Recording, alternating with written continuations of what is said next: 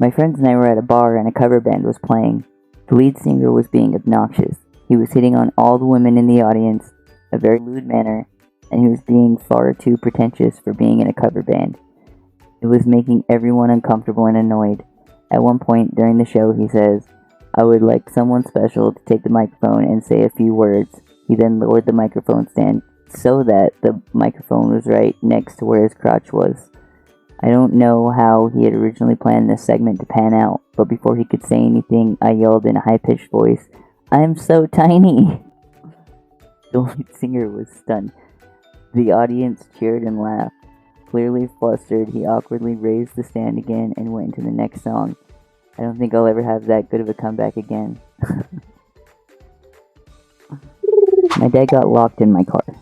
My car has an electronic door handle and locks. I was storing it in my parents' garage for the winter. My dad needed something in the garage, so he went to move my car.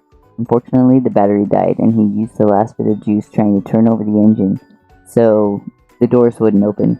Fortunately, he had his cell phone, so he called me, but I was out walking the dog. When I got his message and called him back, he had already called my mom and AAA to get him out of the car. He was locked in.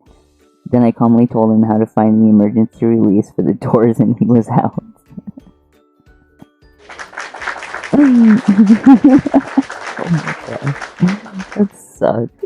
My friend and I went to a club on Halloween trying to pick up on some cute boys. We met these nice guys dressed as a bunch from the Peanuts. You know, Charlie Brown, Linus, etc. Well, she went back to the hotel with Linus, very drunk, and I picked her up the next morning, all disheveled in her German beer girl outfit, and she tells me what transpired the night before. She had spent all night talking with the guy and they fell asleep. Apparently, she doesn't remember much else. In the morning, she's all hungover and groggy and feeling pretty down that she had just spent the night with a guy she just met. He starts to chat her up and she says all confident and holier than thou, like, "Yeah, well, I bet you don't even remember my name." He turns to her and says, "Yes, it's Jenny, and you're a psychology student at State and originally from Kentucky." Then a pause. "Do you remember my name?" She hesitates and in a soft voice says, "Linus?" I just about swerved off the road from laughter. Since then, I've been asked to recount this story whenever the most embarrassing moments come up in conversation. Linus. Probably the one where we stole a Civil War cannon, dragged it to the top of a frat house, and fired a ball of solid rocket fuel out of it at midnight. Needless to say, it made the student newspaper, the local news, and the local paper. We were all so terrified about impending legal actions. None of us ever said anything about it. To this day, the entire city has no idea what caused what must have seemed like a large sonic boom in the middle of the night. The funny part was how we got it on the roof, how my friend, who was a graduate chemistry student, made the rocket fuel, and the panic in the eyes of everybody when that thing was fired. I bet that was probably so loud. I bet people have made up stories about it, like supernatural or aliens. It was just a bunch of frat kids in college. Oh my gosh. When my little brother was in the first grade, he was sent home with a bad conduct report on Thursday afternoon.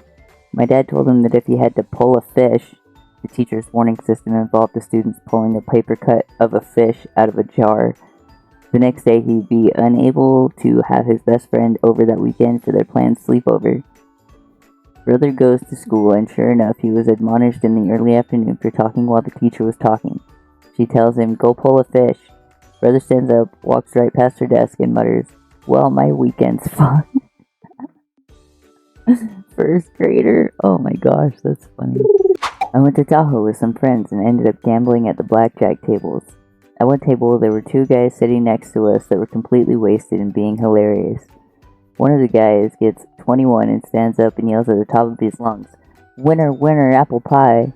I look at the guy and say, "What the f***? I thought it was chicken dinner." And he replies, "Nobody likes chicken, and everybody loves apple pie." I've been saying that phrase ever since.